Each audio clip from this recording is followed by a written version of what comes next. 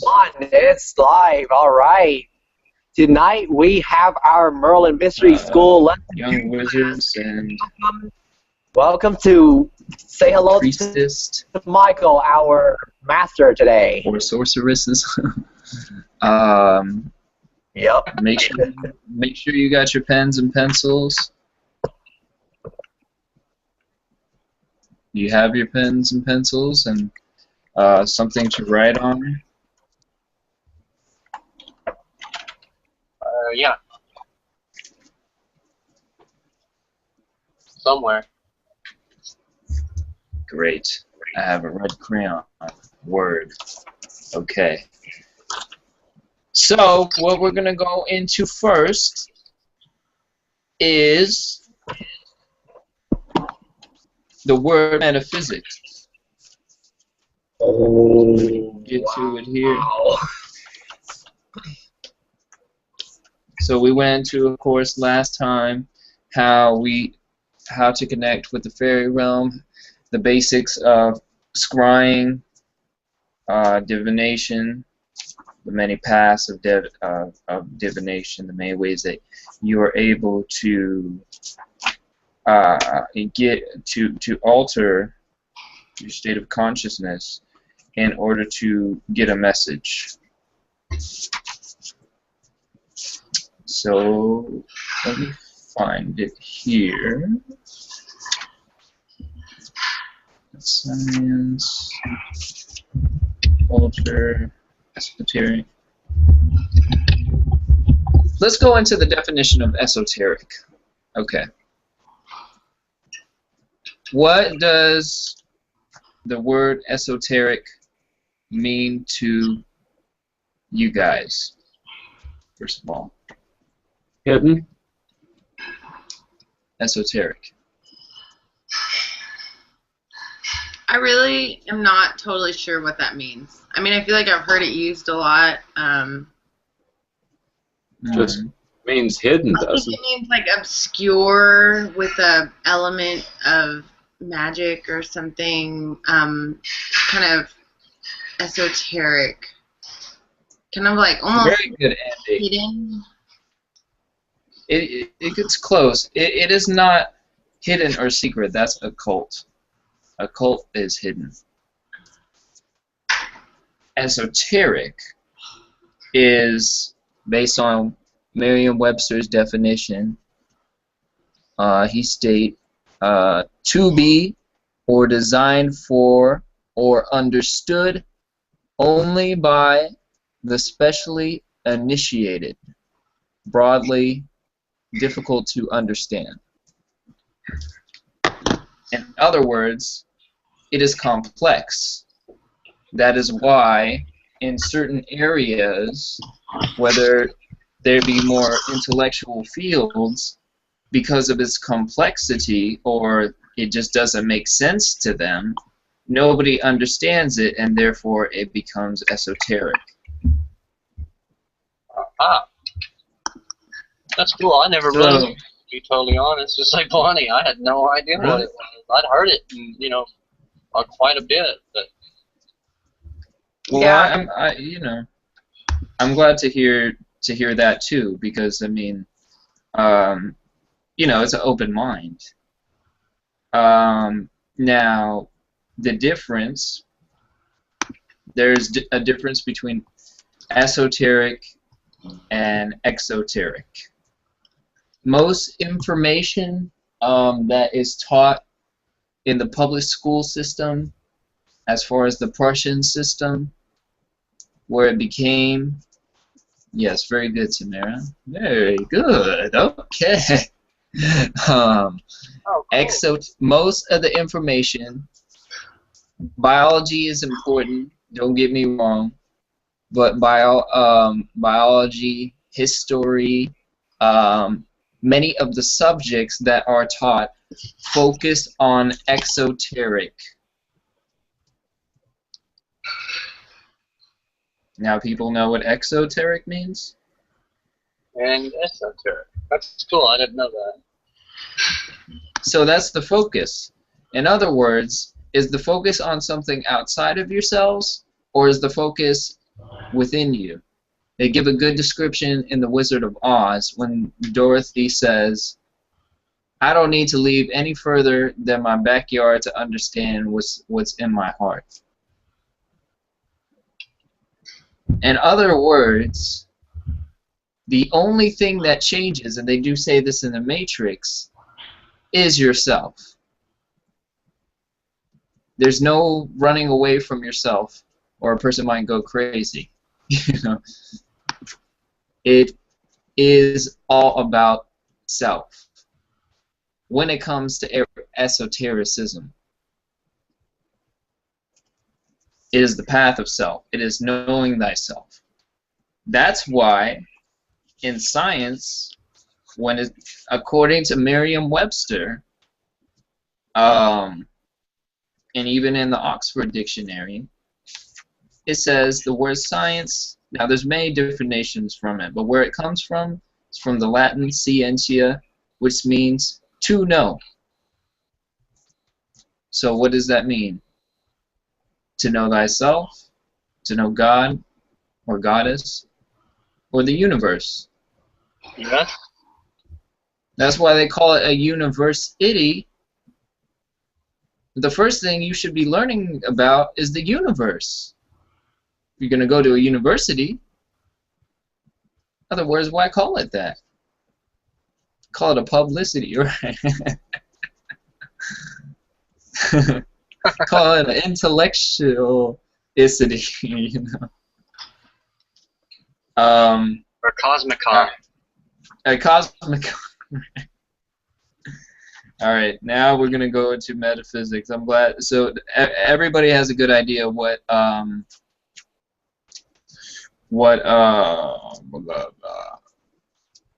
exoteric means, right? Yes. Yeah. Okay, so not always, but exoteric is usually of a study something outside of yourself. In other words, if it doesn't connect to the mind, the body, and the spirit, I'm not saying so. Okay, maybe I am. They are basically not teaching you shit. If you know the supreme axiom, you'll know that they are playing you. If they're teaching you things that sound esoteric, wherever you're getting the information from, and is not teaching you how to do it, in other words, you can tell me all day that Jesus turned water into wine, but if you don't show me allegorically what that means, or metaphysically what that means, or how I can do it myself, why do I need to know that information? Why don't I just get some grapes, or grape juice, and let it sit on the shelf? You know, why do that information is irrelevant unless my life purpose is to have some wine. You see? All right. Now, the word metaphysics. Can anybody give initiative, tradition, option? Very, very good. Okay, so can anybody give any what they think the word metaphysics means?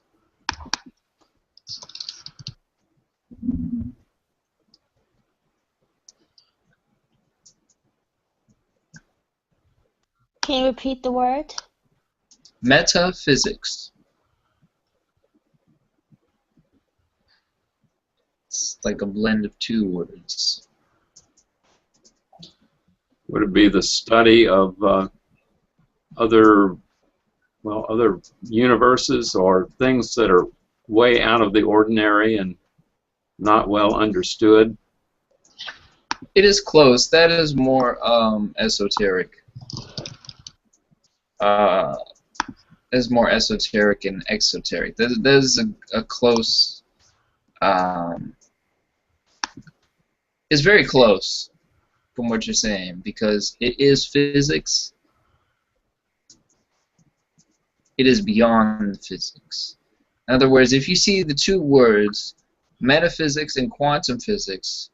One is scientific, and one is not as taking as serious as being measured, being in a controlled study. There is empirical evidence, but one is not necessarily. They're beginning to learn, you know, they're beginning to study more and more, and get to the core of it. But for now, you know, they're still learning. So, according to Merriam-Webster, the word metaphysics, the Middle Latin metaphysica, title of Aristotle's treatise on the subject, from Greek meta, meaning beyond, physics, coming from physica, the works after the physical works. Its position in collected works, the philosophical study, meaning the love of wisdom, study of the ultimate causes and underlying nature of things. I like that. You see, so there is a difference between occult, esoteric, metaphysics. They all can be used in the same paragraph, and people usually associate them because they are very similar. They're almost synonymous, but they have, according to Merriam-Webster, they have different definitions. Could you and they are different words. Could you recap those definitions for Insect Line? He just got back. The 3 definitions of occult, esoteric, and metaphysics. Because I don't think he was in here. Okay. Well, basically what we're saying, esoteric is basically information that is somewhat complex. It is only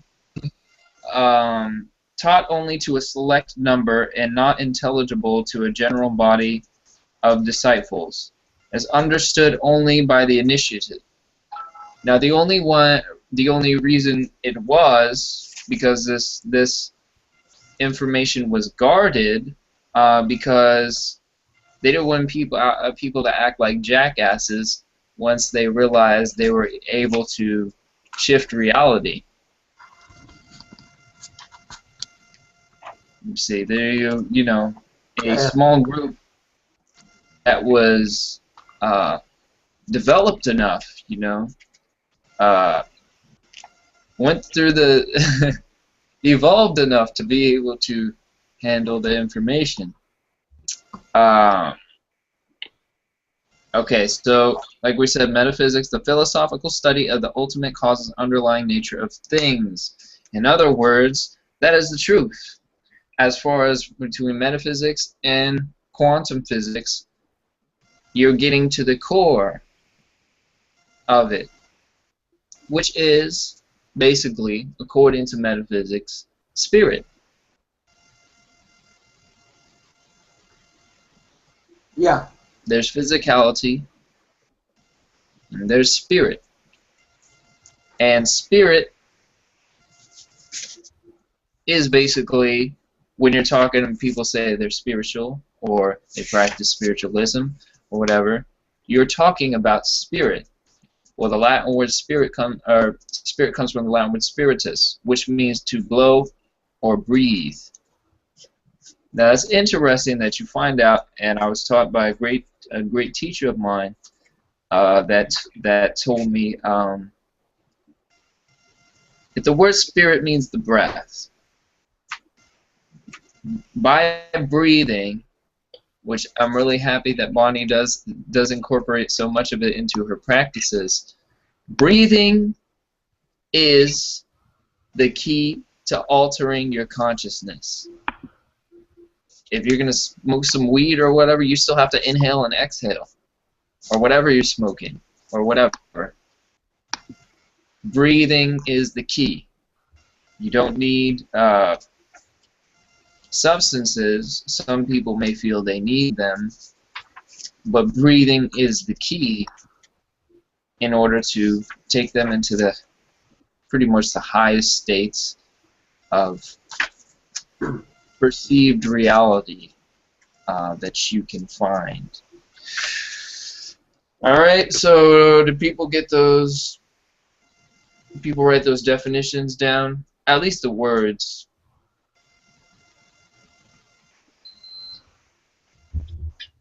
Yes, Sophia is wisdom.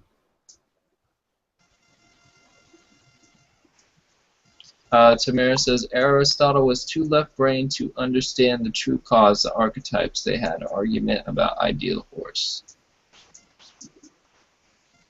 Yeah, I'm not saying Aristotle knew it all. I'm just saying at least he came up with the word, supposedly, you know. Okay, so next, what we're going to get into is the 7 Hermetic principles. All right, so Tony, Michael, when you say about like what do you call it, metaphysics, about looking beyond and all this stuff, when Tamara actually brought up this concept of how Plato tries to comprehend this so-called third sphere, is it like, isn't she mentioning the esoteric Fibonacci sequence? Because that does look familiar to me. No, she's talking about the Kabbalah. Yeah, it sounds. The third sphere, yeah. The first one being crown. That's what she's talking about. Crown is one. I was thinking that the second one, it was Keter Hokmah, and Hokmah is understanding, and Bina is wisdom. That's the 3 supernals. Oh, okay. Yeah, Aristotle was like a little too left-brained to understand the archetypes. So that's the archetype? Could Is that it? That's a study within itself, to be totally honest. I think I was going to go into the Kabbalah at a later time, but it's better, it really is better to like, well, it's just like somebody wrote in the chat box earlier about having the key. And that's really what the 7 Hermetic principles are, the universal We're going to get to the keys right now. are the keys. All right. Right, and so I want everyone to get their pens, write this down. Temet, N-O-S-C-E. That's T-E. Repeat it, please. T-E-M-E-T space N-O-S-C-E. I believe that's Latin. Is it N-O-E-S-E? N-O-S-C-E.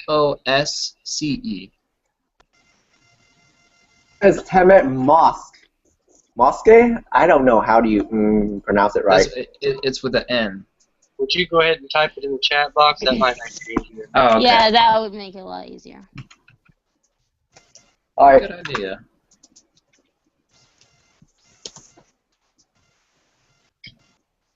All right.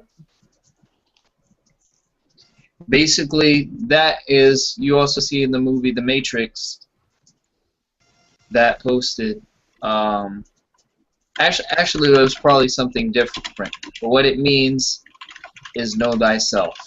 And on all the temple walls, especially even in Egypt, in certain places, maybe even Greek, in Greece, I don't know. The Temple of Delphi. It means know thyself. Meaning, this journey, this whole journey, everything you do, every lover you come in contact with, every person you meet on your journey, every teacher you have, every annoying mosquito, you know, just every person, everything you come into contact with, this all leads you back to knowing thyself. Is the whole purpose of this journey. When you take this inward journey, this whole purpose is You are transforming, but it is ultimately to understand yourself. To understand who you were before you came here, to understand why you may fear certain things, to understand why you acted this way, or your whole life, to understand why you may have lost this at this game or won at this game. It is all about knowing thyself. Okay? Here's a good quote. "O man, know thyself, and thou shalt know the universe and the gods." Plato, then. That must be Plato. I believe there's some... Because, like, Plato, yeah, he does brought up a lot of stuff when it comes to those esoteric and metaphysical and stuff. Because, like, I actually found a website you guys might want to try out to look over on Plato's theory. I actually found it a couple weeks ago. Okay. When you get a chance, put the link over there in the box.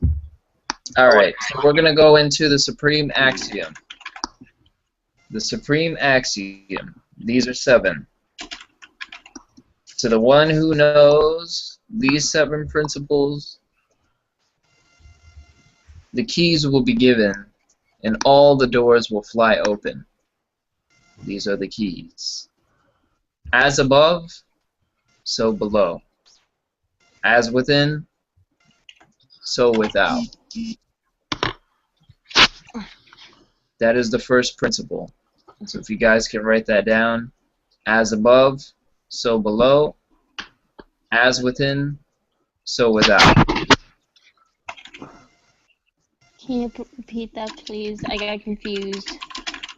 As above, so below. As within, so without.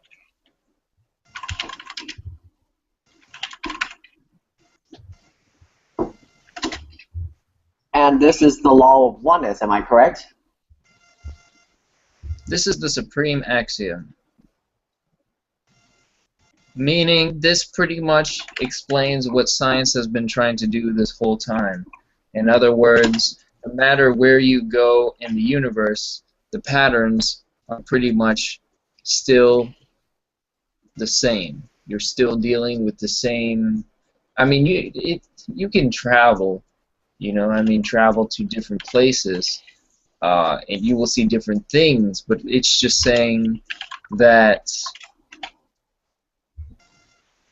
everywhere you go, with there's a correspondence with each place that you go. The patterns is the same.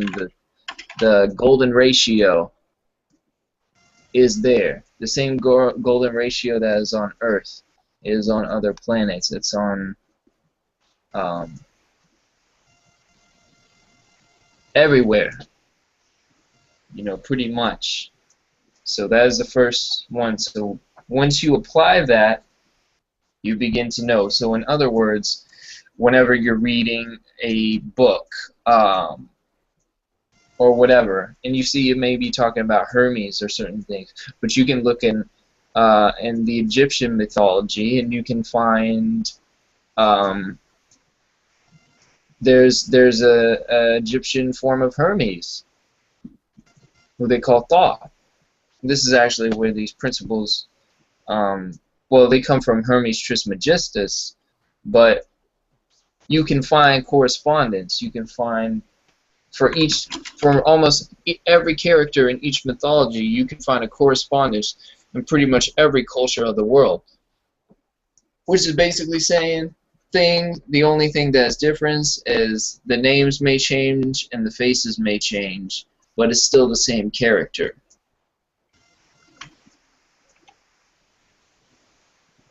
Okay. The first principle is mentalism.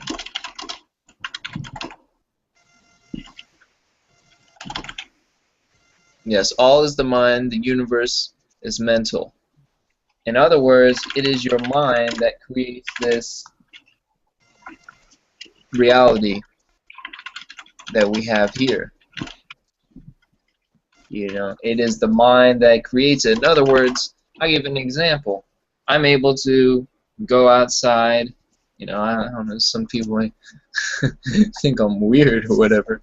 But, you know, I go outside, I'm dancing, I, you know, slap fives with the tree leaves, and I visualize, you know, all these, you know, fairies flying around me, and gnomes and all these different things, because it's my mind. And I'm able to use my imagination in order to, there's the apparent reality, but in the invisible world, which basically comes through the imagination, I have a whole nother world going on. I have Pikachu running beside me. I have, you know, so it all goes with the power of the mind.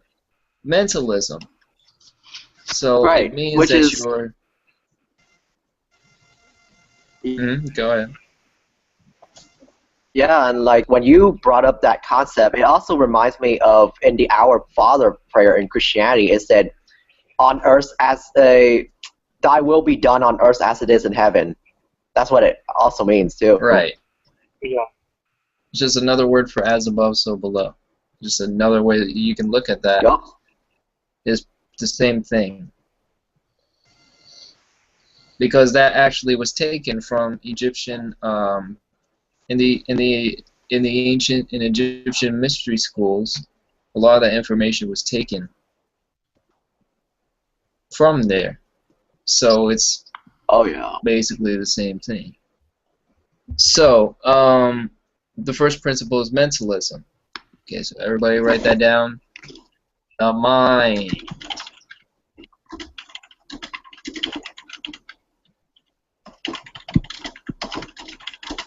Yeah, I think everybody knows the prayer, man. This is cool. But,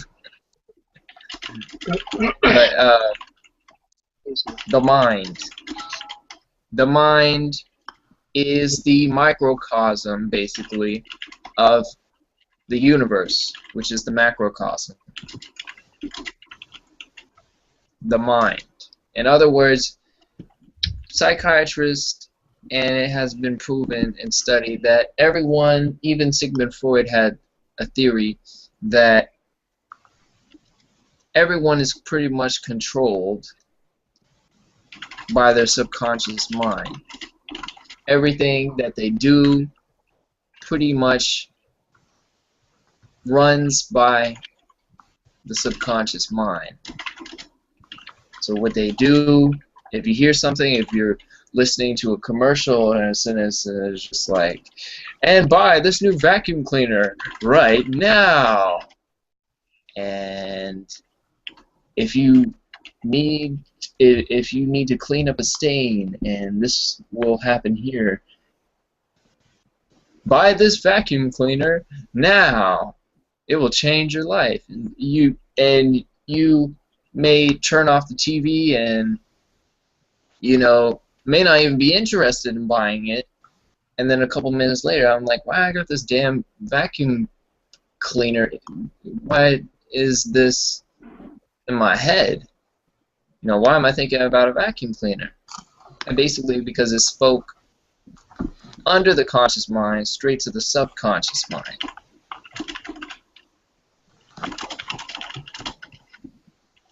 Yeah, I think we know the prayer.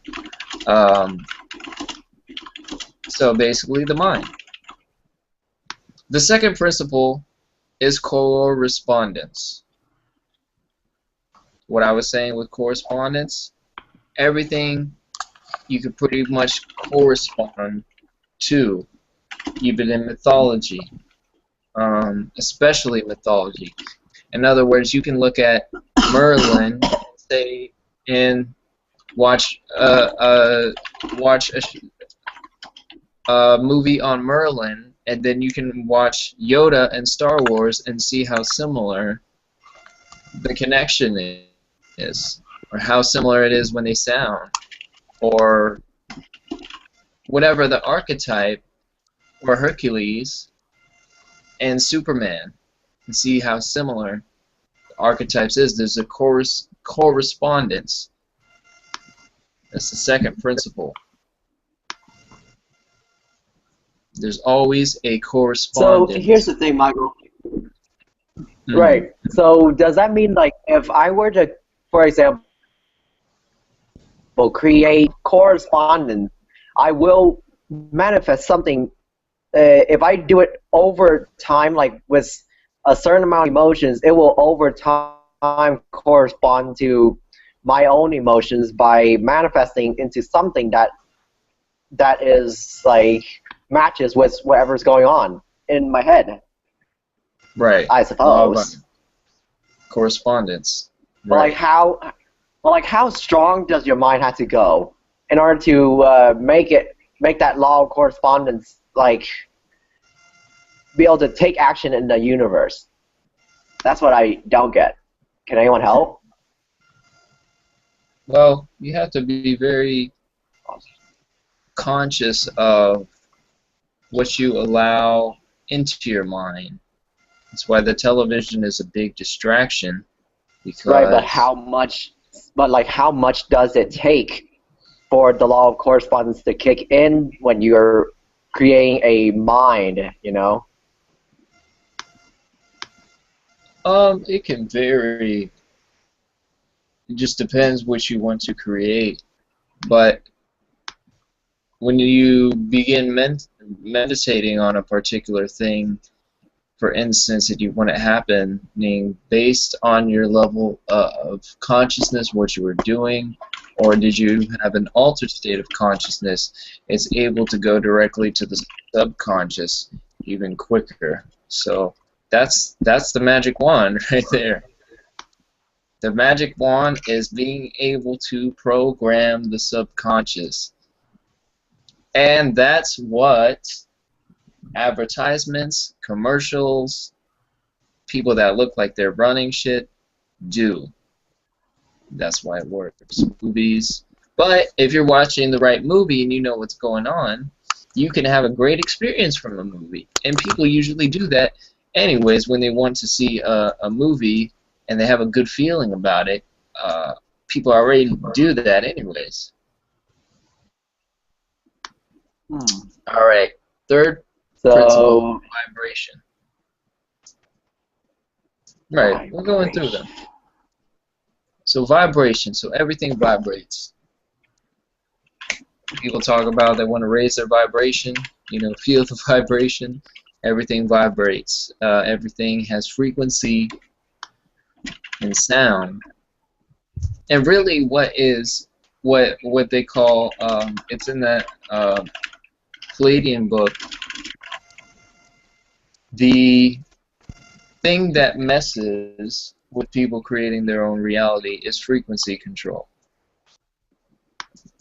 which is basically television, things that have been sold for entertainment. And don't get me wrong, I love playing Game Boy and Nintendo and all that, but certain things that were sold for entertainment that are used for frequency control, those certain things jam almost like your antenna in which you can connect to, and you get, because you could be watching anything, but there are channels, and you change the channel, say on a television, and it's basically like distant vision. The word tele meaning distance, vision, vision. So with vibration, everything vibrates. When you are attempting to attract a particular partner to you, you want to have the same type of vibration, be in the same type of thinking pattern, or in that sense, because the two vibrations are able to meet, create a bigger vibration, you know, a big bang. You know, if you know, on a microcosmic scale. So vibration, you see that in music. Music is nothing but vibration, sounds, frequencies being played in order to, it can help. There's also a saying that you vibe with somebody. Yeah, you vibe with someone, or you could say, you know, this dude right now he's just not giving me the best vibes right now, man. And you Right. pick up on, you know, so it's vibes, vibration, music, Up on good vibes. tones, picking up on good vibes, tones, all vibration. It doesn't have to be music, but basically the whole world is music.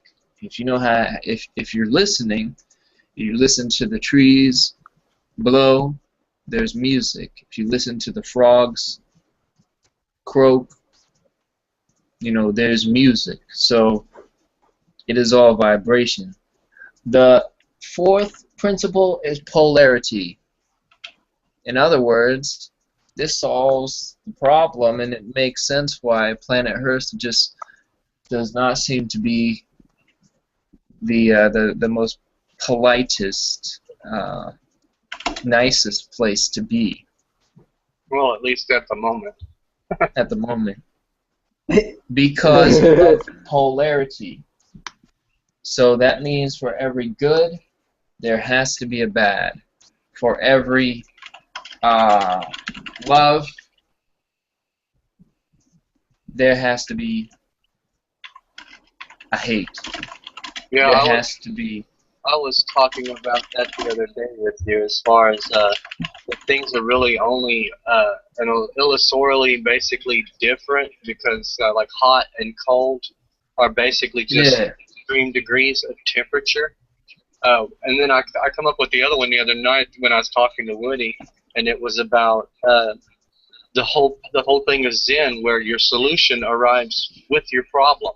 So anytime that you have a problem, the solution comes at exactly the same time, because they're just different degrees of a situation. Yes, true. Very true.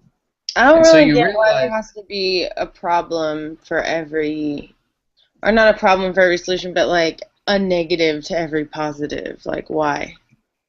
Well, it's think about it, just Bonnie. Like, this planet. like I don't suppose, think so. I feel well, like we could all be positive. That could happen. It can well, just happen, think but about I'm it. just saying the law of this planet has been, at least for Equivalent I exchange. get when what it was you're saying. created. Well, there's something that I don't think Michael mentioned about the first three laws. The first three laws of all is mental, or all is mind. The universe is mental. The principle of correspondence. That's like the law of attraction, and the principle of vibration. All of those top three laws can actually supersede the bottom four. So once you raise your vibration high enough, you no longer necessarily have to Okay. participate in the True. bottom four. And the first of the bottom four is polarity. So you don't necessarily have to participate that if you can raise your vibrations. But that goes into the point of mentalism, True, where you true, have true. to be able to be one with your mind, and to be able to control, or Yes. maintain. Yes, yeah.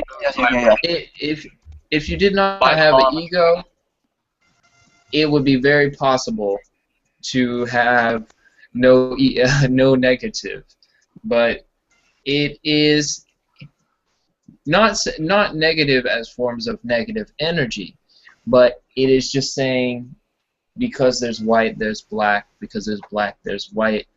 Because there's yin, there's yang. Because there's hot, there's cold. Now, we will get into it later, that there is definitely ways of, that's really what the alchemy really is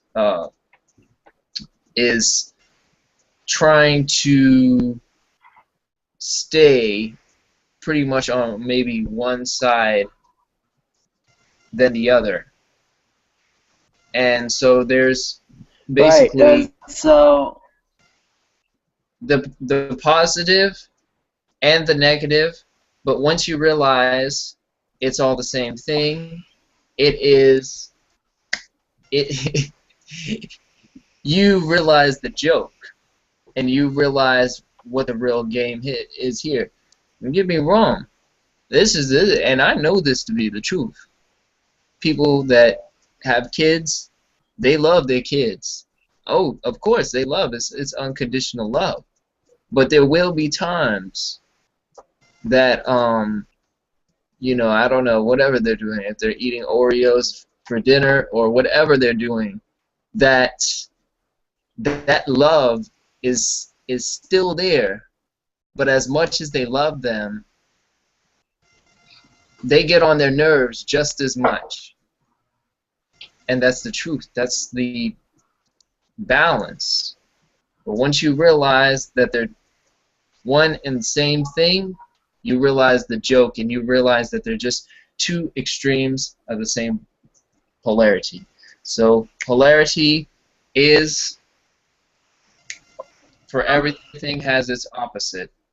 In other words, it may sound silly, but what would Hercules be without Hades? What would Superman be without Lex Luthor? It's the same concept. You know, what would Batman be without the Joker? It brought his abilities out. In other words, it was almost like a test to see if Batman really was who he was. That makes sense. Or if does anyone get what Michael is telling us? Because here's another way to see it. Just look at yourself in the screen. Look at my face real quick. Did you realize there's some parts of me is black, but some parts of me is light, right? Mm-hmm. Some parts of me that is dark does not always equate to the fact that that part of me is inherently dark. It just means it's an absence of something. In fact, this is the presence of an existence called light. That's why there's opposites. Because there are opposites like that, that's why things seem in existence. Mm-hmm. True. That's why, in art, if you were to do a painting or a charcoal artwork, you'll find out that there's some areas that you put charcoal on that looks so gray, and then eventually it fades into white. Why? Because there's no charcoal there. True. You just scribbled your charcoal from one area to the other. All right. So hopefully everyone got that. The next principle is rhythm. Okay, and rhythm is basically moving back and forth. Everything has a rhythm. The seasons have a rhythm. The planets have a rhythm. Astrological influences, all part of the rhythm. Now, rhythm can mean some form of dancing. Of course, music carries rhythm. But everything has a rhythm. In other words, where you relate to something and there's a rhythm going back and forth. You can, I guess. You can't really stay. You can, if you've been meditating for 70-something years or whatever, but for the average person, you can't stay still that long before, scratch your ass or, whatever, So that rhythm is constantly in effect. Now, I'd like everyone, because in mastering these, you understand dancing is part of rhythm. So if everybody can incorporate some dance into their lives, that's another way to get in tune with the fairies. They really like dancing. But rhythm... you mind if I comment on this for a second? Yeah, no problem. Okay.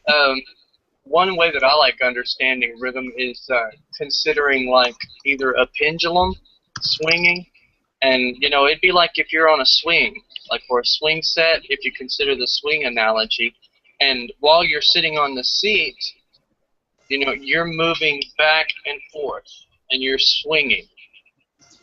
But if you like could climb the chain, which you can using the first three laws, then the swing could continue to swing. But if you're sitting on the top of the swing set, you know, you don't feel the to and fro effects of that because you've raised your vibration high enough to be above that rhythmic necessity that is part of existence, but you can rise above it.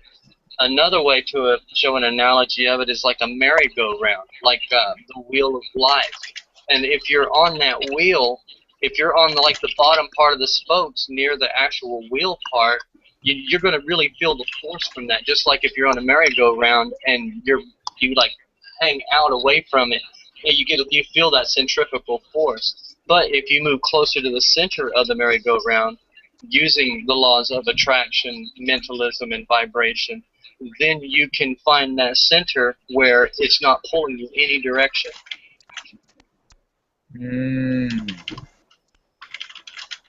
Very good. Exclamation there, Tony. Oh, thanks. So that makes now dancing. It does not have to do with dancing, but dancing, the universe is constantly in it. It's constantly dancing. It is all part of the dance. You can look at it that way. Yeah, that is a cool way to look at it. Garth Brooks. And when you stop dancing, I could have missed the pain, but then I'd missed the dance. oh, okay. Yeah. Like just like that with dancing. When you stop dancing, you're not in the one song. Hence unit verse, one song. When you stay dancing, and it doesn't have to be a song in particular. We're talking about a level of consciousness, whatever it may be. If you're in tune with eating healthy or something like that, that itself is a song playing, you know, and you just jump on board with whatever it is, whatever your passion is.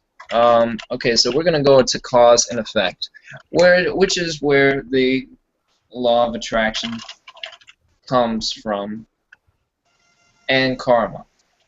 Cause and effect. That's science. Cause and effect. For every cause, for every reaction, for every action, there's a reaction. Isaac Newton shit. Cause and effect. Everything, if you do something, you will get an effect. Now, bipolarity, whether you choose for that to be good, is up to you. Polarity gives you have that choice. Now, with cause and effect, the only thing that goes with that is the law of non-interference. In other words, you can cause something to happen, but you must do your best and not allow it to interfere with anyone's free will. Don't be pushy, don't preach to people, don't do things that affect people's free will. That, because it always circles back around. That's actually what the Wiccan Creed and the Golden Rule. And it harm none, Yes. do what you want, and do unto others as you would have them do unto you. True, true. Or, you know, I mean, you know, what the Christosians say, you know, love thy neighbor as thyself, you know, that type of thing. Yeah. Is the same concept. Wait, actually, Cause actually, and effect. There's one in Causality. Buddhism too. I can't remember what it is though. Hmm. I can look it up while you're talking and I'll get it. So that's where you get magnetism with the law of attraction. You attract whatever you want, but there's a cause and effect. So if you attracted this person into your life, something had to be going on internally that's why this person, they didn't just materialize in front of you. You asked them on a level to, hey, you know, sometimes it's hard to believe. You know, I had certain situations with certain ex-girlfriends, and I thought it was all them. But if you go deeper and you look, it always usually goes back to self. Okay, so cause and effect. Now there is fate, or I mean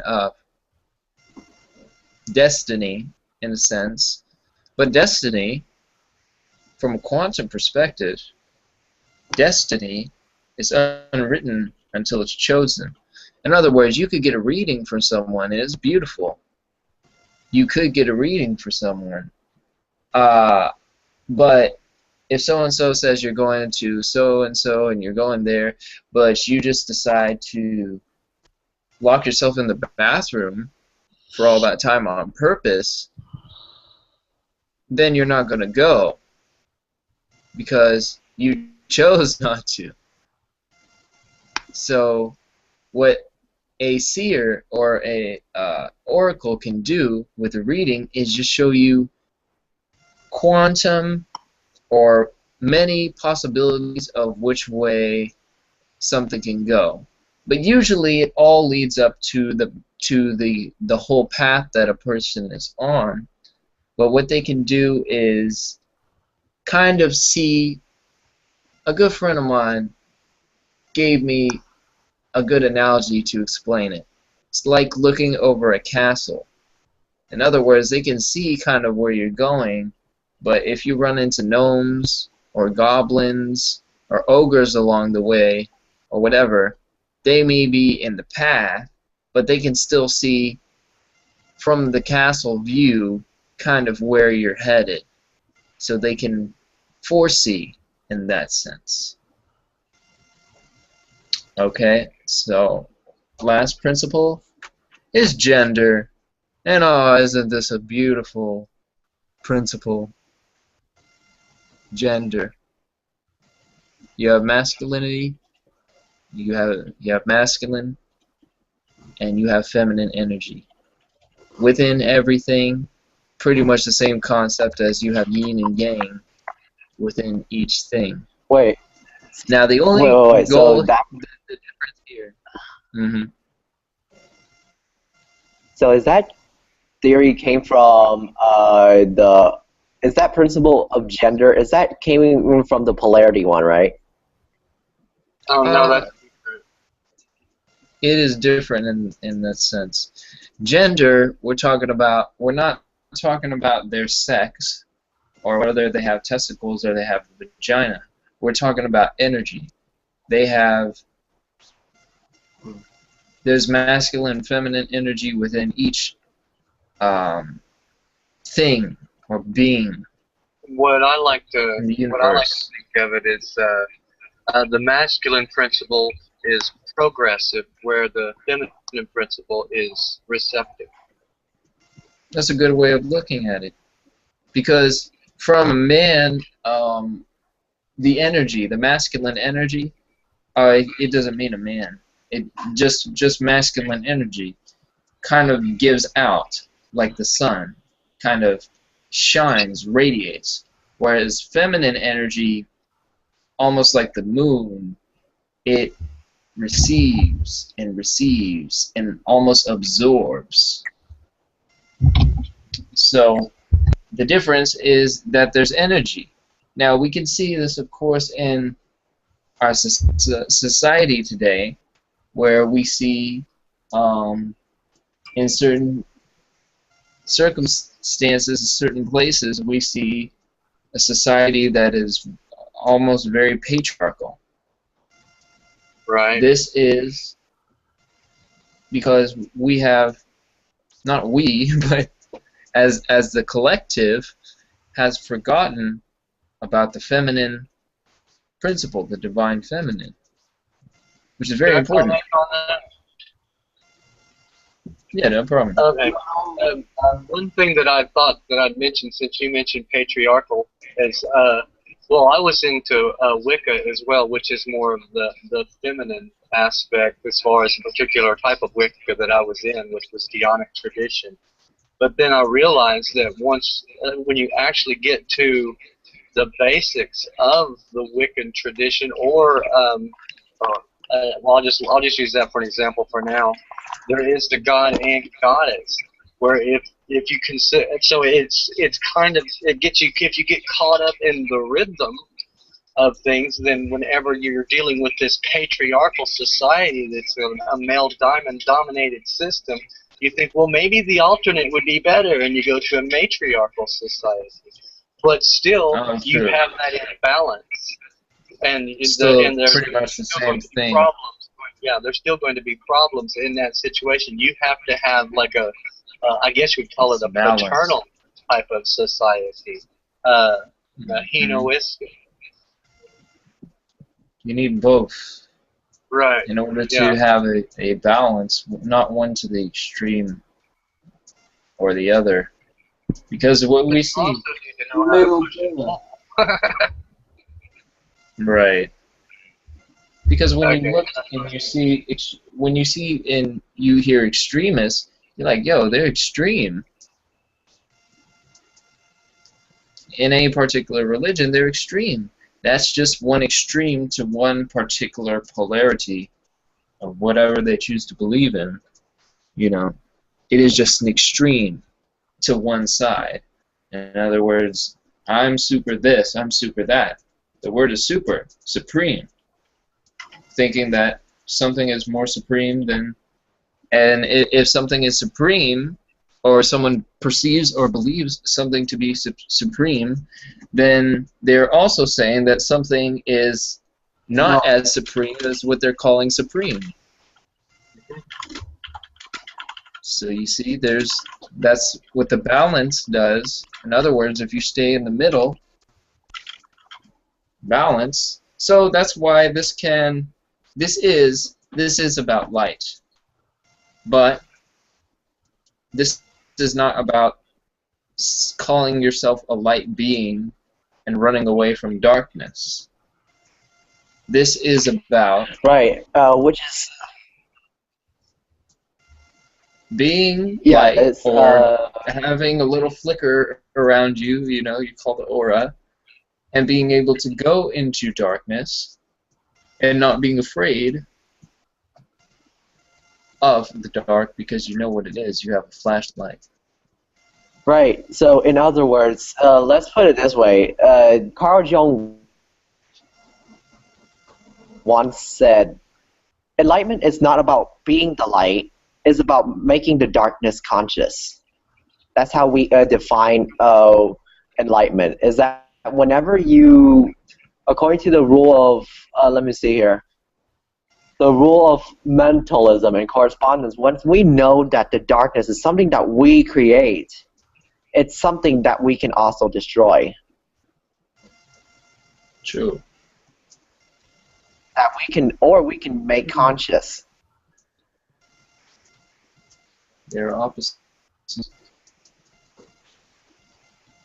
Very true. This is related to the Tibetan death. Yes, and that's the power. That's why whenever, going back to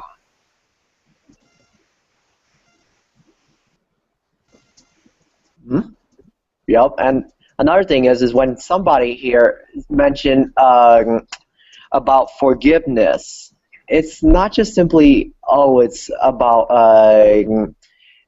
the hard part of forgiveness is not about forgetting the past. It's actually about making the darkness conscious. It's about knowing that darkness is something that we manifest. Well, darkness is really simply the absence of light. Yes. That is absolutely what it is. But you would not be able to see the light if you didn't have the darkness to contrast it. It would True. just be all white. So you have to have that contrast. You have the darkness, and then you have the stars that light it up. And you would You be able have no stars. If you had only pure light or only pure darkness, then in a sense, I guess you wouldn't exist.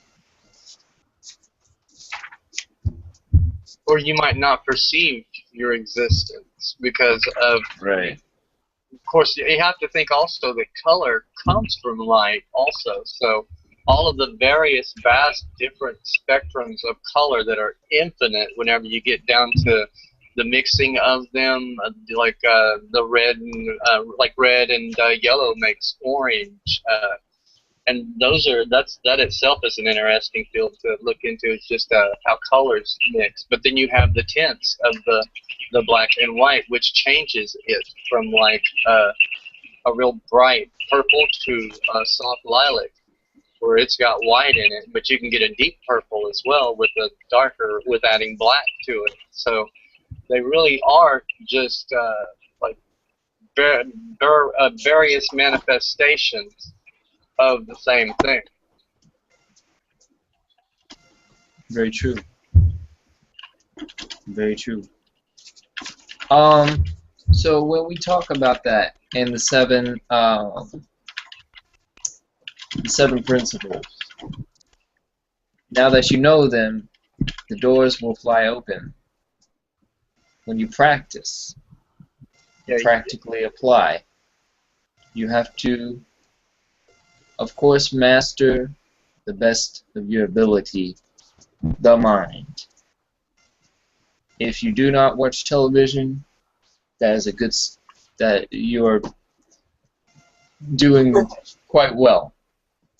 There's not allowing. I'm sorry, there's one thing I wanted to comment on, Michael.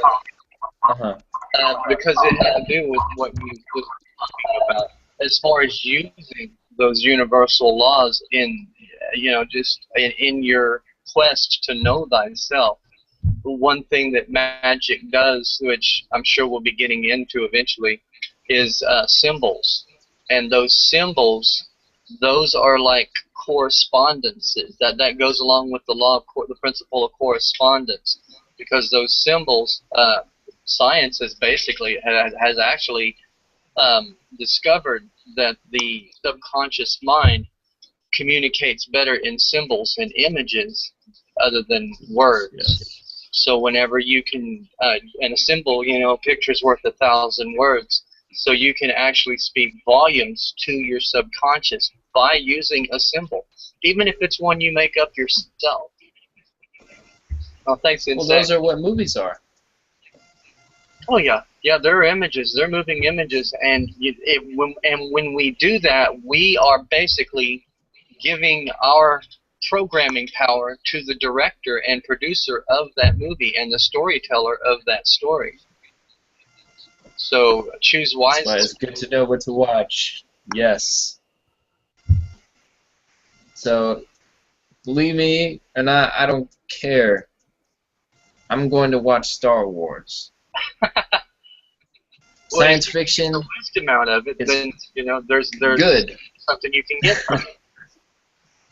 But as far as, you know what I mean, I'm just saying, just shit that doesn't matter. Just seeing two people argue on a screen or whatever about so and so didn't help so and so with the gas bill or whatever is not helping anyone. Yeah, if it's something that's dealing with drama like most of these reality shows, find something better to do. Yes. They're calling it reality shows. Yeah. Basically, it's you're scripted. Giving your attention to a supposed reality that they're trying to create. And it's a false reality. And it's a false reality. Completely. Which is basically what you're getting into here. And I didn't always understand it, say maybe a year or so ago. But what you're getting to here is to get down to something that is actually real. If everything you've been told is a lie, in that sense, what we're getting down to is something that is real. You're getting down to what is real. So when you realize certain things, like, for instance, now, after pardon, you know, sometimes I slip up a little bit. But for instance, one of my things was giving up watching porno. When I realized what was really going on in that industry, it made me look at it in a whole different light. It made me look at making love in a whole different light. Well, when you look at that, in a sense, you realize that there's not really any love going on there.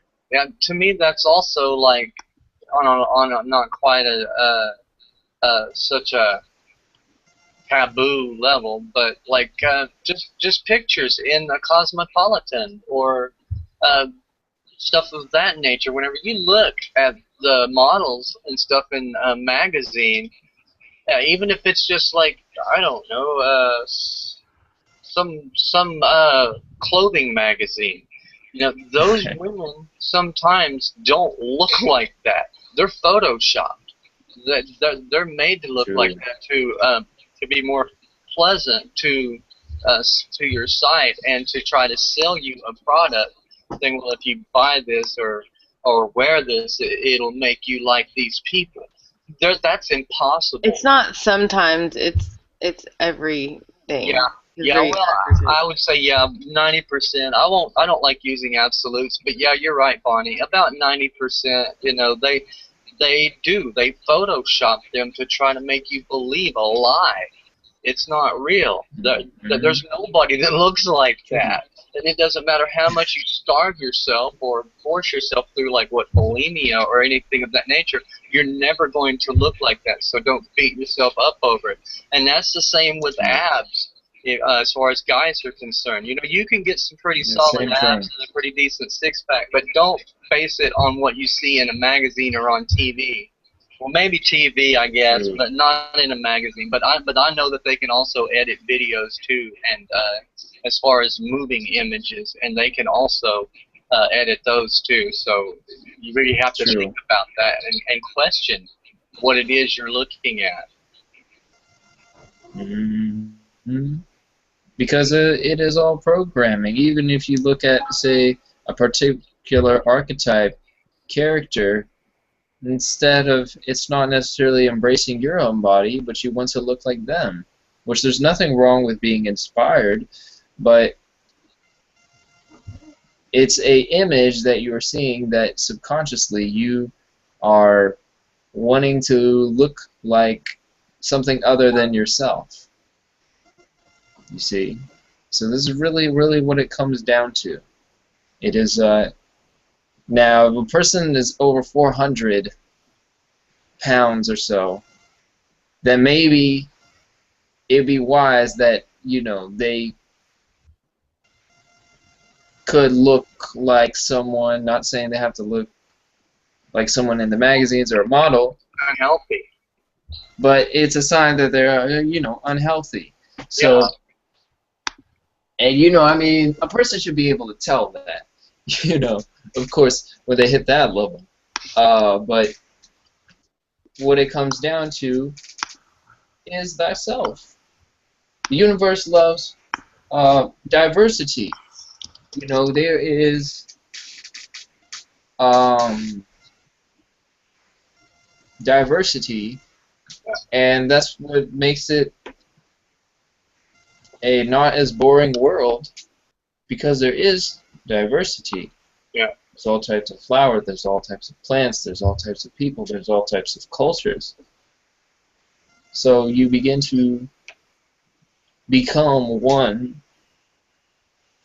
with each of these things. Okay, bye, Bonnie, and thank you for joining us. One thing that I would like to mention as far as knowing thyself, which was basically, you know, that's part of this conversation and topic, is that is the beginning to loving yourself unconditionally. You know, and once you love yourself unconditionally, then you can love other people the same. Now, don't get me wrong; it's not easy. I'm not saying it is, but to start to get to know yourself and recognize, you know, that you're not a perfect being. You know that in other people you'll be able to love unconditionally because you have done that with yourself. Like Michael Jackson says, I'm starting with the man in the mirror. If you want the world a better place, take a look at yourself and make the change. Of course, that goes along with Gandhi. With that one video. Can I make a comment here? Sure. All right.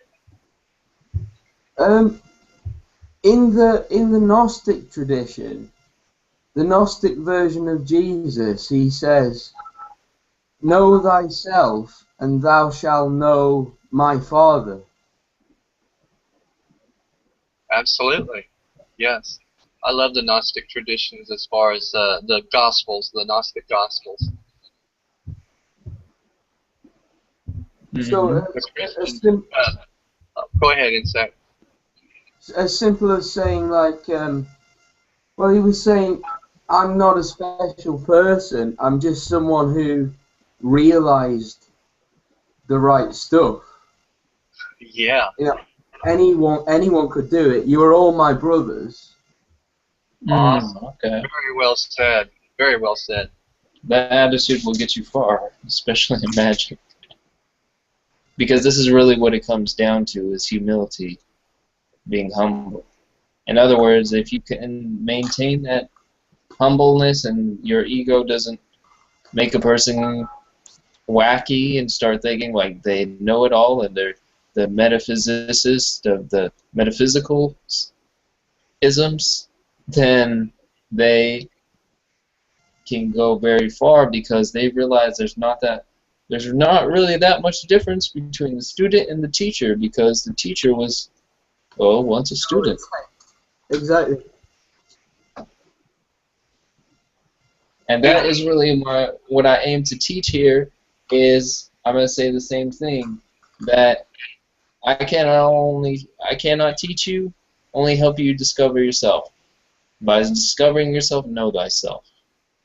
We was talking about it the other day with what I call the Kung Fu kid, the new karate kid, where Jackie Chan, he basically teaches him the basics, you know, and then it was up to him to take it further and into that mastery. It's a self-mastery. So once you get the basic ideas behind it, the universal laws, how they work, how the symbols are incorporated into the idea of correspondence, and why you're drawing these symbols and what they represent, they have to represent something to you.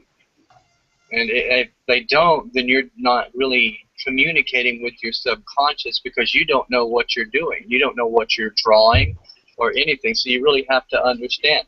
There's like massive angelic names and stuff like that, but each one of those angelic names has a Hebrew letter, and those Hebrew letters have a representation if you want to get that deep into the ceremonial aspect of it. Oh, that's true. Well, I've said that too not so long ago. I was thinking there's no point in performing a magic ritual if you don't understand the meanings of the things that you're actually doing. Yeah. Oh, yeah. Oh, no doubt. Because it's all about what it means to the self, isn't it? Yeah. Mm-hmm. And one thing that Starhawk mentioned was in the spiral dance was that she had this beautiful ritual that she had planned out. You know, she was going to light the candles at at the 5 different points of a pentagram she laid out and everything. And then she lit up the candles, and she had her robe on, and it was blowing in the wind, and it almost caught on fire, and the candle flames went out because of the wind blowing. And she realized that some of the best rituals are those that are spontaneous when you understand the correspondences for them. And I believe that's one thing that's important, is realizing what each thing represents symbolically to you. Yeah, that's exactly what I meant. Yeah, I mean, I had action figures on my altar, you know. So because I realized that, you know, I mean, I would see many different altars, and I would see them do this, and they'd have this whole pantheon here. Now I'm you saying, but if you have characters from the same show, is that not a pantheon? see why I call the altar And the toys. energy may be newer. Toys, yeah.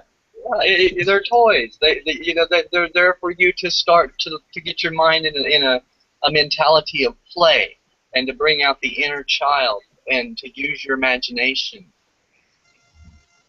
True. Very true. And also, if you do use, say, action figures, certain things, not everybody necessarily knows that you can. You know, they may just be getting a G.I. Joe figure just to play with it, you know, but the good thing is that energy is not necessarily used. A lot of these deities and divinities, their energy has been used the same names for so long that a lot of that energy is gone because, you know, that's why when I called on, now this was not the, I don't advise people to do this, but you know, I was Well, young and I was learning, you know. Aphrodite's nothing bad, you know. Oh yeah, Aphrodite. Most people don't really, these days anyway, there might be some temples over in Greece to Aphrodite. I know there is to Apollo.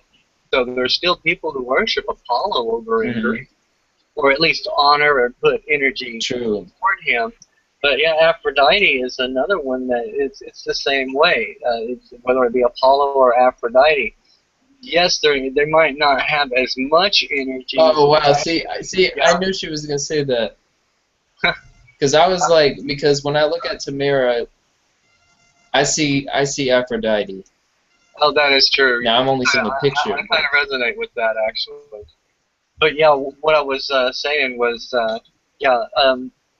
because those deities, those archetypes, no longer have as much energy put into them, as long as they're not forgotten, they still exist. But they just might not be as omnipresent as they used to be. Or not omnipresent, but have as much presence as they used to have. But they do still exist, and they can still serve a purpose for you. True. Very true. Well, so all the angels, you know, they're there to work with. We're going to get into probably the next show, probably into Kabbalah. We wanted to give out, I was talking to Tony, we wanted to give out a Golden Dawn ritual that people would be able to practice. Did you say we wanted to do the Kabbalistic cross? Yeah, I'll do that one. Okay, so what we want to do, yeah, what we want to do is we want to show everyone this is actual how to do. Yes, which is what I love about it. I want to show everyone. Oh, well, see, Tony, you have that. It is like a webcam. Oh, yeah, the camera? Yeah. I can go ahead and pull it up. Give me just a second. I gotta shut down Facebook and all that. Actually, hang on. Let me see. Maybe you guys can see. But really, the Kabbalistic cross doesn't have a whole lot of physical movements or anything of that nature. So I can show you some of it, and I've got it step by step. So what we'll do is we'll just go through it. You can either be sitting or standing up. It's a lot easier to stand up to visualize yourself in the situation you'll be in. But what you'll if everybody's ready, we'll go ahead and start. If you're ready, Michael. Is everyone ready? Andy, so you're here? We're going to perform a ritual. Yeah, I'm here. Absolutely. Absolutely. History school. Merlyn would be proud. Oh yeah. Yeah, okay. I'm just Merlyn until Merlyn returns. Right. Well, Merlyn is actually it is a title like Czar A or title. King.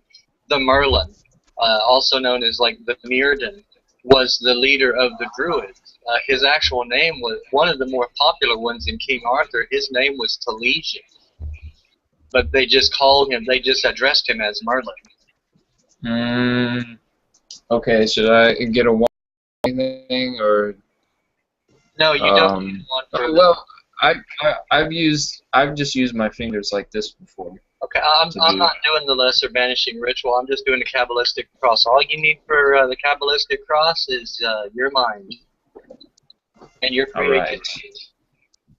And what you want to start with is just, I guess we could go ahead and do a small relaxation ritual. Since everybody's already sitting, we'll just start with that and start with a rhythmic breath, whatever's comfortable to you. I use breathing in for 3 seconds, holding it for 2 seconds, and then breathing out. And what you want to do is put your feet together, try to relax your body as much as possible, and just breathe in for 3 counts, hold it 2, and then breathe out. And just do that for about 30 seconds or so. But you want to keep this constant all the way through, but eventually you'll just do it without thinking about it. Now visualize a golden ball of light, or just feel a warmth in your feet that is circulating around your feet, just loosening up and warming up your muscles and letting them relax. Let your nerves calm down. As you breathe rhythmically, you come to that point of just calmness. And then let that warmth, or that golden ball of light that you're visualizing, like rise up through your calves, through your shins, your knees, and into your thighs. And if you need time, go ahead and circulate it back down, but just feel that warmth in your lower body. Just let it relax and try and don't move. And then let that warmth roll up into your hip area and relax your butt and the bottom of your spine. Let that golden ball of warm, healing energy just permeate throughout your body. Remember, this is part of the laws of correspondence and mentalism and vibration, where you're taking yourself to this place. And now rise that up into your torso, and then on up into your chest. And you can either move it to your right arm or your left arm, whichever you feel comfortable with, and let it roll down your arms and through your shoulders, and circle back around to your hand, and then back up the other arm, and then finally to the throat, and then your face, and just relax your face. Now just visualize yourself just rising above. Well, at first, just feel like you're going upwards, you're moving upwards, but your feet are still firmly planted on the ground. And you visualize yourself above your house. You're stretching, and you're still sitting, but you're stretching, and you can see below you your house as you go through it. And then even up higher and higher, where you can actually see your block. The block, or the city block, or wherever you're in the country. And move on up a little higher now to where you can see, almost an outline of the country that you're in, and some maybe parts of the ocean. And just keep going up, and just keep rising and rising until you see the earth and it's below you. And it's getting smaller and smaller. And then it's out of sight now, but you can see other planets coming into your view. You're seeing the solar system now. And the solar system is now in its fullness. You can see that you're rising so high, still your feet are firmly planted, but you can see the solar system below you. And it's getting smaller and smaller. And then you see that it's floating through the galaxy. It's spinning through the galaxy. And you keep rising above that. Rising, rising. And now you see the whole spiral galaxy below you. And you just keep on letting that get smaller and smaller until you rise up to where you can't see the galaxies anymore. And then you see other galaxies, and they eventually get smaller and smaller. The stars, you're going past the stars as well, until you finally come to this point where you're at the center of the universe. Now, once you get to the center of the universe, look up. Let the mind think really of nothing. Forget all the mundane. Realize, as a child of God, you are heir to creativity. When you look up, there's a circle of light that you can see. About the size of a plate. It's above your head. Recognize this light is a special connection with you and your divine creator. As nothing but eternal love. Now take an inward breath and draw a line from that light down into your crown, the top of your head, and on through into your third eye, and on down through your spine. If you know the chakras, you can bring it into the chakras as well. Now once you do that, you vibrate Ata, which means thine. And you visualize the light going through your head even. And through that sphere above, and on through that into infinity. As far as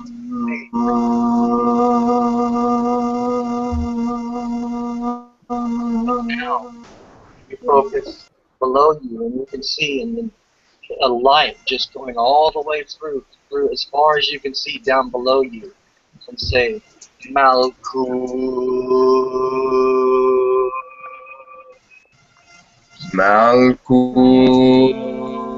And that is the kingdom that Jesus the walking which God resides. Now, look to your right and see a light going from your heart all the way out as far to your right as you can. And say, Vigabura. That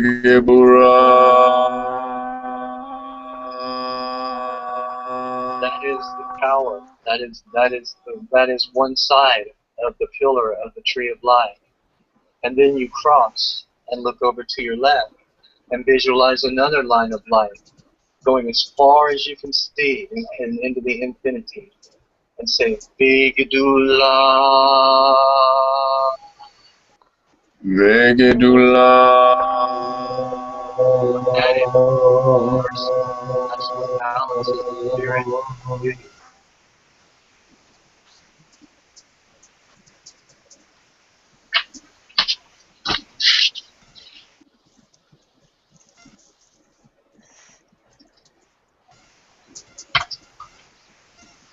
Now what you can do is visualize yourself in either a five-pointed star or just a large sphere of light, and know that right now you're at the center of the universe, of your own universe, of the actual universe. For about me flames the pentagram. For about me flames the pentagram. And then look to your heart and visualize a hexagram. That within me shines the six-rayed stars. Within me shines the sixth-ray star. Just feel that energy flow through you. And now you can slowly, you can stay there as a beacon, saying, here I am. Or you can start to slowly ascend back down to where you can see the galaxies spinning throughout the universe. And then on further down to where you can see just the single Milky Way galaxy, and it's spinning. And then on further and further down to where you see the solar system, and there's that planet. You know, you recognize it. You've seen it before. It's blue. It's beautiful. And you finally are now to the point where you can see the continents on it, and the clouds, and the oceans, and you can see it pulsing with life as you go further and further back down. There's the country that you're in, and then on further to the possibly the state or providence, wherever you're at, whatever they call it, and then on further into the city, or the country rule side that you're used to seeing. And then you see your house, and then you open your eyes.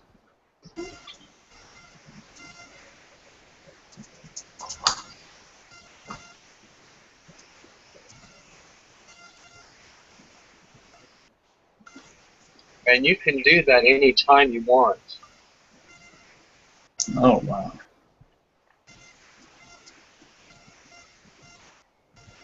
I don't know about you, Tony, but like I had this I felt like this lightheadedness to the point where I was like, first I'm floating, and then after that I was recharged from the pineal gland up and to the bottom simultaneously. You're getting in touch with the source, and that's a very important part of it. My hair is standing on end right now. It doesn't mean anybody else's has to, but if you just felt the flow, that's the most important part.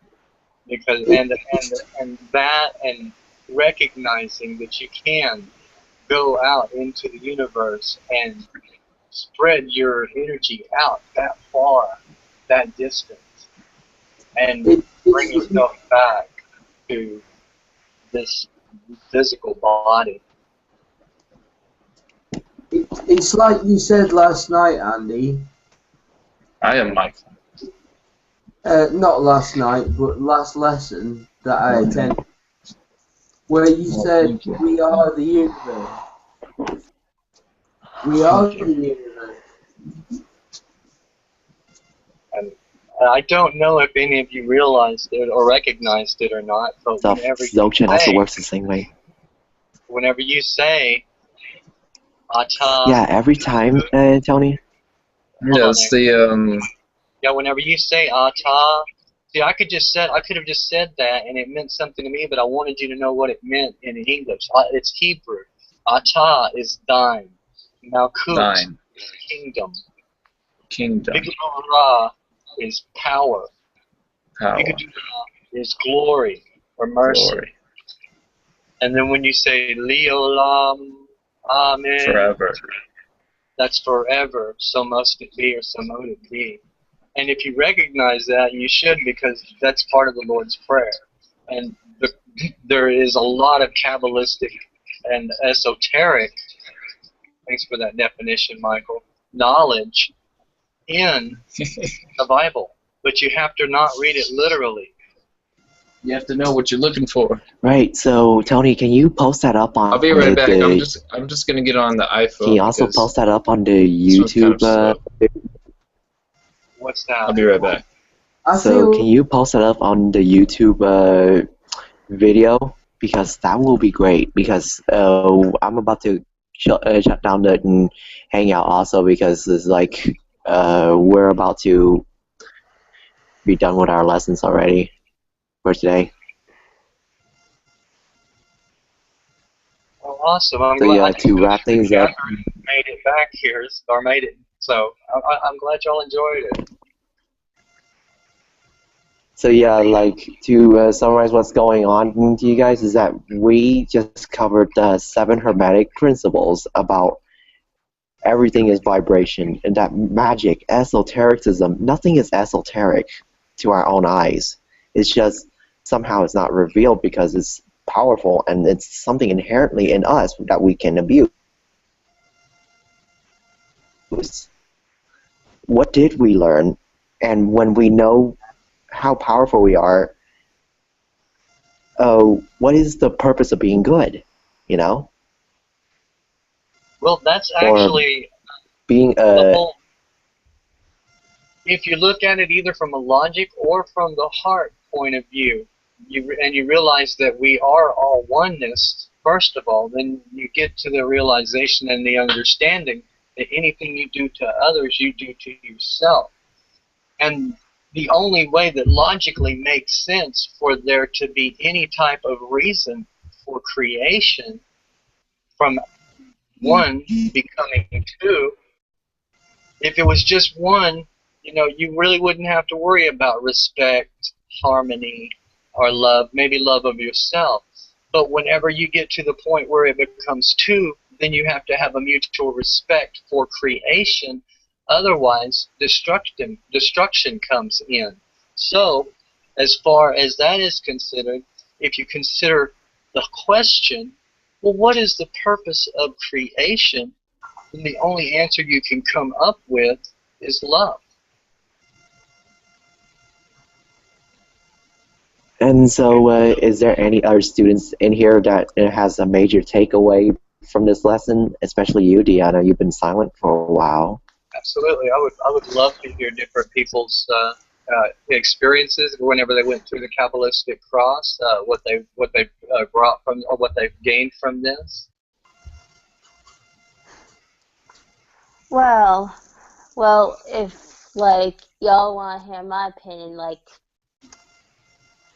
I think it's interesting, but like on one hand, I didn't know what you were talking about first, but then on the other hand, some of the stuff that you were talking about, I already studied. Like it was kind of a review for me. And some things I was like naturally born knowing. Like I knew that everything was a vibration, so it didn't come as a surprise to me because I memorized things in rhythm and vibration. It's just how I work, and Right. it's yeah. It gives So you did like you, a different outlook. Have you ever done the Kabbalistic cross ritual before? Yes, we can. No, I haven't. What did you think of it? I think it was interesting. Like when we were like at that line, when we were like repeating after that chant, like I saw like a line of light, and then a line of darkness, and it looked like 2 separate lines, like defining itself. And I was like, huh, that's interesting. There's one line going that way, and one line going that way. And they balance in beauty. We'll get to that eventually, and that's part of the Kabbalah that Tamer was talking about earlier.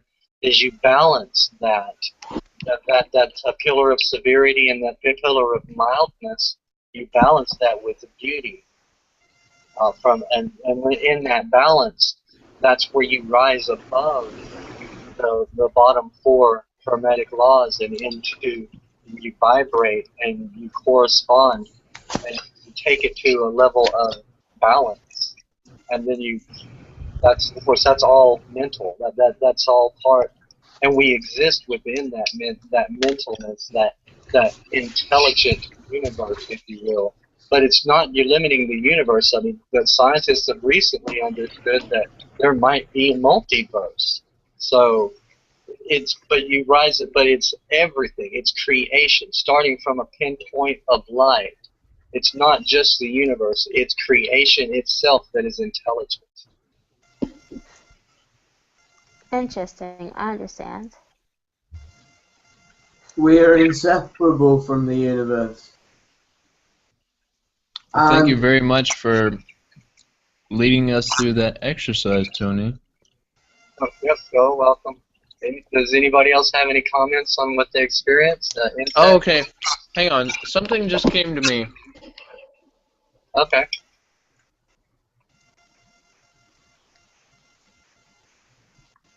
These are the things you want to record in your notes. Oh, and by the way, the homework. This is the transformation that is occurring.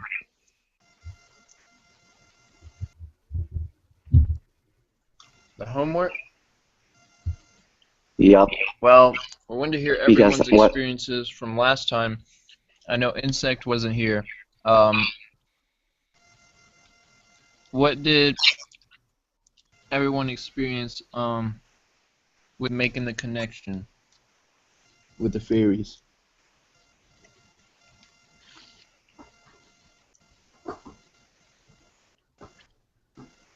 I guess I'll go first. I already told you, Michael, but I'll tell everybody else. Oh, what I did is I went on a trip. It just happened to be, call it synchronicity. But I went on a trip out to a lake, and I saw some clamshells. So I was like, well, that's something that's not around my house, you know, or common. So I picked up 4 clamshells, sort of like a complete, you know, dinner set or a complete set of cups. Or at any rate, I kept them and I brought them back here. And I thought, oh yeah, I'll give them to the fairies as a gift for the assignment that I had.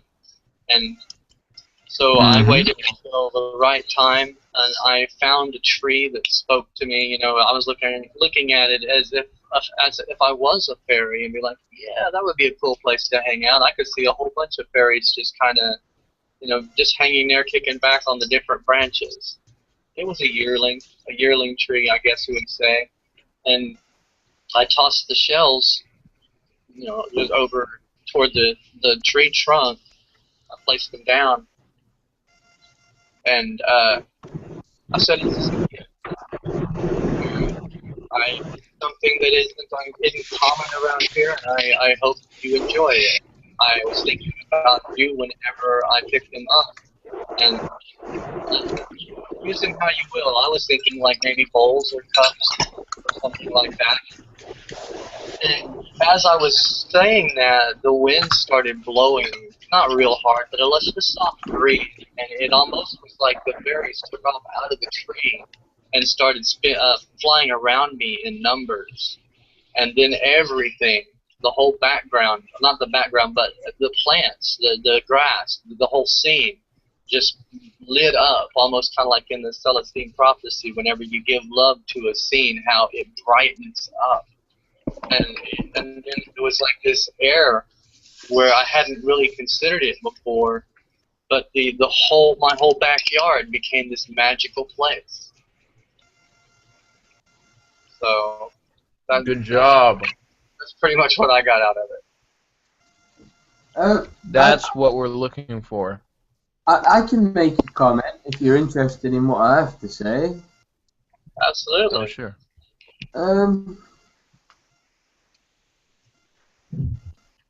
I know that the modern day Bible has been rewritten and rewritten by kings and people who want power and stuff. But you know, when they found the Dead Sea Scrolls, that supposedly they've been untouched for maybe 1,000 years.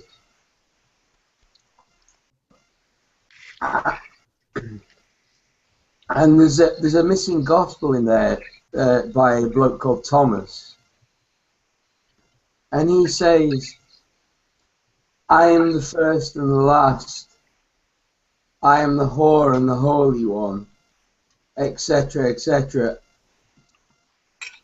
Basically, he's just saying, I am every experience that I experience is me. There is no image. Like when we think about our sight, we just see an image there, but that image isn't actually in a place. That's in our minds. It's always in our minds. So really, you are everything you experience in a sense. You see what I'm getting at? That's true. Yeah, definitely. The origins of Christianity was Gnosticism, and it just got perverted by people who wanted power. That's true. Constantine. Yeah, the Gnostic Gospels are something I would suggest, not suggest, but endorse everybody should read, because it definitely gives you a different viewpoint on how the early Christians thought and what they were actually, what some of their motivations were. I guess in the times of Thomas, you might not actually consider them to be Christian, but yeah, well worth a read, I'll give you that. Yeah. They were known as later-day Egyptians, the Coptic.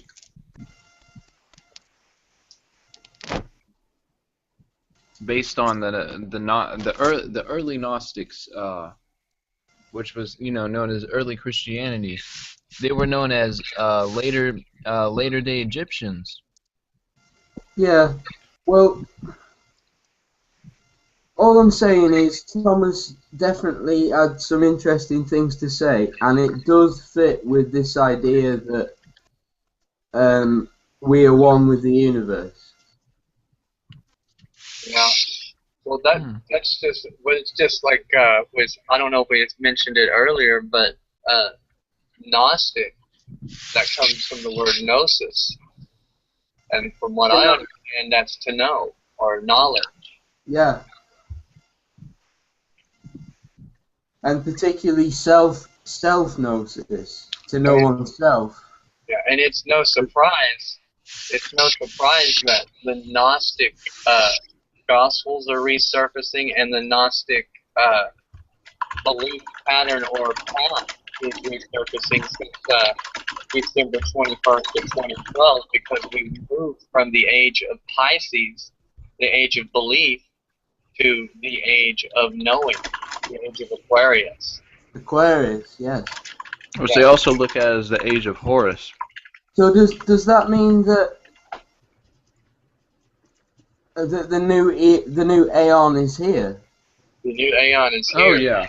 It happened at December 12th, at the equinox of December, or was the equinox? Yeah, I think that's what it was. Anyways, it's December 21st, 2012, and everybody thought it was going to end. It actually began. Cool. So, it was an idea that came to me, and it made sense because you know how Bonnie was saying that, how she thought science was, or what she was thinking science was, and I was like, well, I know she doesn't, I'm sure she's heard of him, but she doesn't really know that much of Crowley's definition of magic. Oh, Now, no, when you look I at hate it to like disrupt that, you guys, that but like we completely- had to close up. oh, okay. We can do that real quick. Yeah, What did you we say, had Andy? to close down the hangout. Yeah, we had to close down the hangout because the thing is and everything. So yeah, like, do you have any last words about Oh, what you our can do is homework for the audience? you can just go off air, right? You just go off air, and then we'll We're just gonna go still off be there. able to see. Yeah, we'll still hang out. Alright, so Yeah. here's The homework? the homework Was there a that sign? we're I would supposed say- to be doing. Okay. Oh, I What you learned? I have the Tibet What you learned? right here. What you learned was the Kabbalistic cross. So, just practicing that. We'll say that'll be the homework. Yeah, you should be able to for find it on today. the internet. If not, I'll see what I can do about getting something wrote up for it. That's what I have. I was doing it out of my book of shadows, but yeah, there's several sources where you can get it from.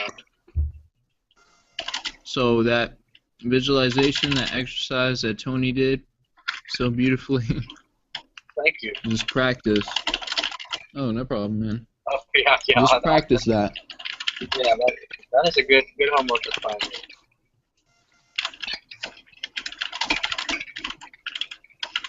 It's good being with you guys and girls. Oh, thank you, man. I mean, this is a class, but it is all about devoted to study and leisure. Well, I was so impressed by the Dzogchen meditation that Andy did last time I was here that I actually went and bought the Tibetan Book of the Dead. Oh, awesome. Well, if you want to check into something that's got a really good that particular guys, Dzogchen? hold on a second, Andy. That Kabbalistic cross ritual, it's in Donald Michael Craig's, if you want to write this down. It's Donald Michael Craig's, now it's 12 Donald Michael Craig's High Magic, 12 Lessons in the Magical Arts. And I really, really like his style of teaching, because he's the one that I got the thing from, teach me I'll forget, show me I might remember, but involve me and I'll understand. Yeah, Donald Michael Craig.